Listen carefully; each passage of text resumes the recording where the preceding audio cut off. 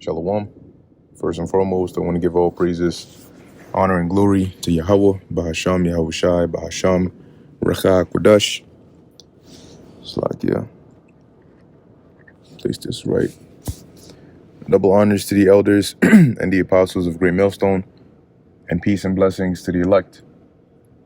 And in this lesson, I wanted to deal with this headline concerning the I don't even want to say the upcoming famine, because this is actually taking place as we speak. And because the people here in places like America are not seeing this famine in the form of a raw, hardcore famine, even though there's still signs of it, they act as though, it doesn't exist. Okay. Which is really delusional. But anyway, it's from a lack of not paying attention. Now, I'm going to start off here because this is all a part of the prophecies as well. And this is the book of 2nd Ezra chapter 16, verse 22. And it reads, "For many of them that dwell upon earth shall perish of famine, and the other that escape the hunger shall the sword destroy." And 2nd Ezra, the 16th chapter, as we know, is mainly dealing with, the time of Jacob's trouble and societal collapse and the different calamities that are going to be happening upon the face of the earth. So as Ezra saw, he saw a lot of people. That's why he said many of them that dwell upon earth. So not just America, but people on the planet, right, all around the world, shall perish, which means to die of famine, which is a lack of access to food, malnutrition. Because during a famine, it doesn't mean that there's no food at all in all of existence, because if that was the case, then the first famine would have killed everybody. Okay, but what it means is that the resources become very limited, and your access to food becomes almost impossible. You can't even get access to it. So, in a situation like that, you tend to have certain areas that get hit worse, and people start, dying due to lack of food. And then it says, "The other that escape the hunger shall the sword destroy." So you're going to have those that will be able to eat. They'll be able to, get some food to eat, but they're still going to die just by another means. Maybe they might get shot or something of that sort. So starting off with that, now I want to go into the headline and read a little bit of it. This is from ZeroHedge.com. The headline says, "This is the worst global food crisis in modern history. And it is about to go to an entirely new level." But the thing about this world today is that people are so distracted with social media and all these other things that the fact that there's a global famine going on, some of them are not even aware of it, because that's not a part of their priorities. Why should they care about that? Now you're seeing it in the form of prices of foods going up, and people just blame it on inflation. But a part of that is also the fact that you have food shortages, because it all starts from the ground, right? Farmers plant, and they need good weather and good soil and whatever else they need in order to have, a good year of growing crops, have a good harvest. So when that doesn't happen, you have shortages all the way at the farmer level. It's going to bubble up. So it says here, hundreds of millions of people are desperately hungry all over the world. And by the time you are done reading this article, more children will starve to death. See? And that's as we just read, 2nd Ezra 16 and 24. But in 2nd Ezra 16 and 24, this is going to escalate. Okay, this people dying around the world due to lack of food is going to escalate. Okay, to where it's going to be, you can't ignore it. And it's going to be very, very, very deadly in some parts versus others. It'll be worse in some areas versus other areas. Earlier this year, CNN actually admitted that we are in the midst of the worst food crisis in modern history.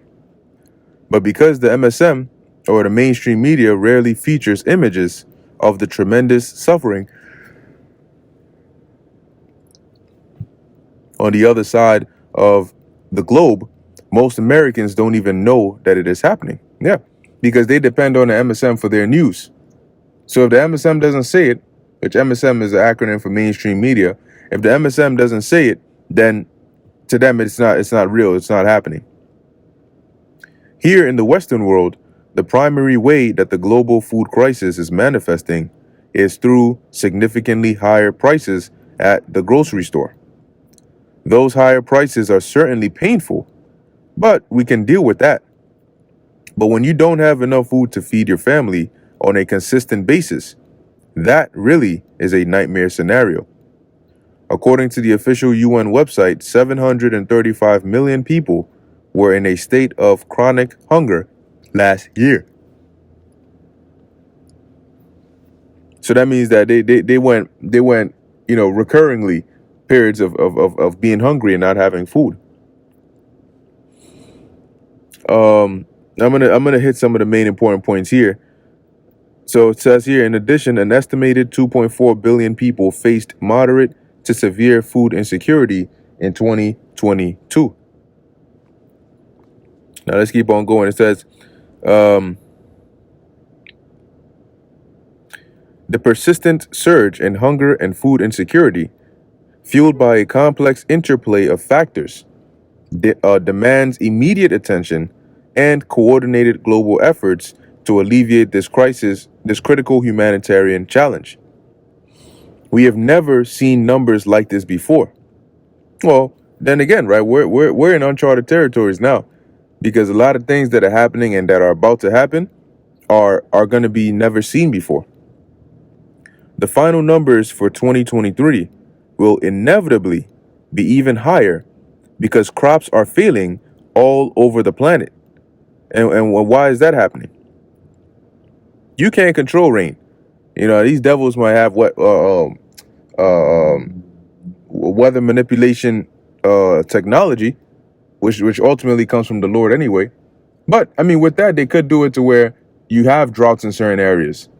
Okay, and they're not able, so they can artificially manufacture famines as they are already in the process of it, buying up all the farmland, basically driving out farmers, destroying food processing plants. All these are going to add up. Okay, you're going to start to feel this. For example, this has been a catastrophic year for rice crops in India.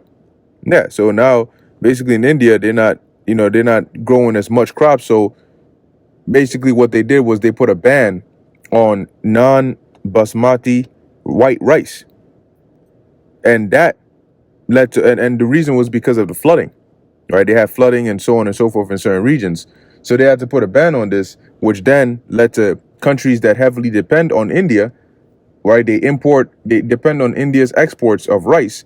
They now are put in a difficult position because rice is a common staple that people have in their households, right?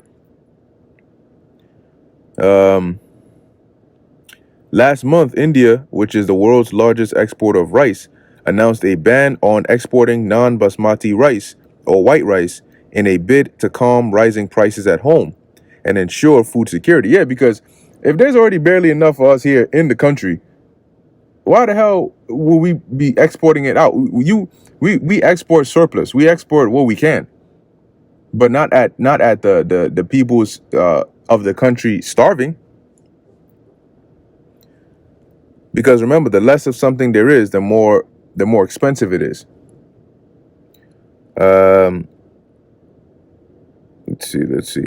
Right, the move has triggered fears of global food inflation, because of a shortage, there are going to be price increases. Okay, and those price increases, as it says, are going to be global, and that's going to cause food prices and different. If you are a country that depends on India's rice, India says, due to natural occurrences, we weren't able to grow enough. So we're not going to be exporting. We're putting a ban on certain exports. You are saying, oh, shoot, I'm in trouble now. Now, India is not the only exporter of rice, but they export a large portion of it.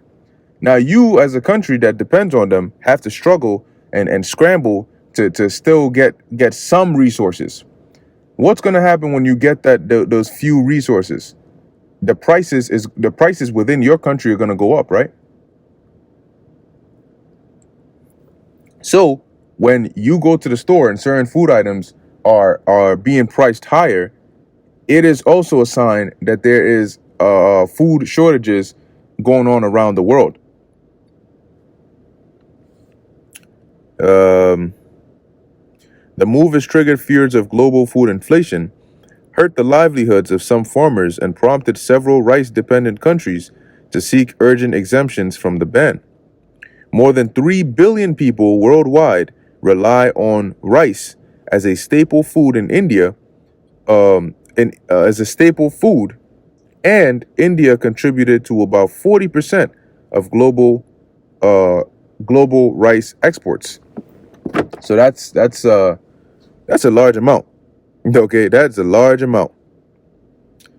And then they're saying without that rice from India, the people dying of starvation is gonna soar. It's gonna go increase, at a very drastic rate. Let's see. Yeah, and they're saying here in Somalia, people are actually having to watch their children starve, right in front of them because they can't get access to the food.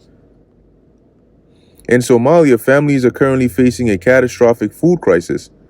This is the result of a severe and prolonged drought and decades of conflict that have destroyed crop production and made it almost impossible for herders to find food for their animals. Unfortunately, the most vulnerable are children, with 50% of children under 5 in the country experiencing acute malnutrition. So that judgment is ramping up, but it doesn't stop there. Here in the Western world, our children are not starving, so we should be thankful for that.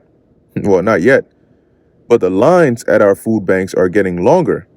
Here is an example. And then they tell you, because you have certain food banks, which you saw a lot of those during the demic, as people were in desperate situations, and even now, so you see long ass lines, people going to food banks, food pantries, and so on and so forth. But it doesn't stop there. And here in the U.S., it says they're experiencing problems with crops too. In the middle of the country, seemingly endless drought conditions have greatly affected corn crops this year. It says here, lack of rain has hit crops hard in Missouri. For example, 40% of the state's corn crop was classified as poor or very poor. According to the drought monitor, according to the drought monitor, Iowa, the nation's top corn producer, is in the middle of its worst drought in a decade, with about 80% of the state in some measure of drought. And majority of people they're not even aware of that. They don't even know how that's going to remotely come back to affect them. Prolonged drought has even reached the banks of Lake Superior. Parts of Wisconsin have the most severe drought designation for the first time since the 1999 inception of the U.S. Drought Monitor. And where's all of this in? Let me read this last part here. It's the severity of the drought and the length of the drought that are causing some confounding issues right now. Unfortunately, we are still only in the very early stages of this new global food crisis. And remember, the scriptures don't lie. The prophecies don't lie. They're going to come to pass. So if there's as Ezra said, and all throughout the scriptures, when you read about the judgments, famine is one of the number one judgments that are always written in the scriptures. And it's not fun. Okay? It's not fun. Multiple long-term trends will combine to make it impossible for us to feed everyone on the planet in the years ahead. Now, and our politicians know this, but they are being very quiet about our rapidly growing food crisis because they don't want to alarm the general population. But also keep in mind that famines are also a great source of control. Read about the account of Egypt, how Joseph, obviously through the Spirit of the Lord, gained the upper hand for Pharaoh and really for Egypt through that famine. Now, this is Isaiah chapter 19, which Isaiah the 19th chapter is prophetic and is dealing with America. Though it refers to it as Egypt, it's talking about America. So verse 5 says, and the waters shall fail from the sea, and the river shall be wasted and dried up. What is that? That is a drought. And they shall turn the rivers far away, and the brooks of defense shall be emptied and dried up. So your different reservoirs and bodies of water that you have there, and in case of anything, that's all being dried up too. The reeds and flags shall wither, the paper reeds by the brooks, by the mouth of the brooks, and everything sown by the brooks shall wither. Sown meaning planted. So with drought comes food insecurities, because you get food from the ground. When you put a seed in the earth, you need water. If the earth is not fertile, or you don't have water, your seed is not going to grow. If it doesn't grow, you ain't getting crops. Shall wither, be driven away, and be no more. Where we at? 1 second. Verse 8. The fishers also shall mourn, and they that cast angle into the brooks shall lament. Them that cast angle and the fishers there is referring to the same people. And they that spread nets upon waters shall languish. Moreover, they that work in fine flax and they that weave networks shall be confounded. Yeah. Why is that? Because once again, those water shortages, well, that's going to happen too, right? Well, along with those droughts, which is leading to those food insecurities. So ultimately, you have a variable number of factors that are coming together to cause a disastrous scenario, and that's going to be one of many forms of judgment that the Lord is bringing upon this place. So, as the scriptures say, you better get right now, because if you are on the Lord's hit list to die by famine, you're going to regret that. Dying by lack of access to food is a very painful and slow thing to go through. So anyway, with that, I'm going to end it here. Lord willing, that was edifying to the elect. In closing, I want to give all praises, honor, and glory to Yahweh, Bahasham, Yahweh Shai, Bahasham, Racha, Kodesh. Until next time, Shalom.